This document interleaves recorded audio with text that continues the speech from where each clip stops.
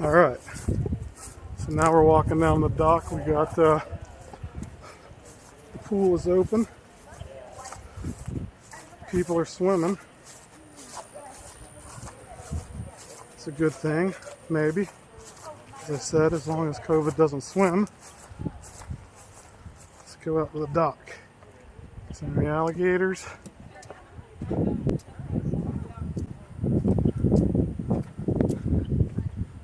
There's a pretty lake.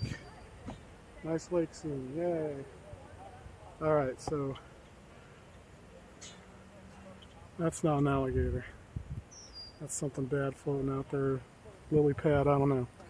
Alright, so I'll stop this and we'll do one hyperlapse back to the car and call it a day done of testing.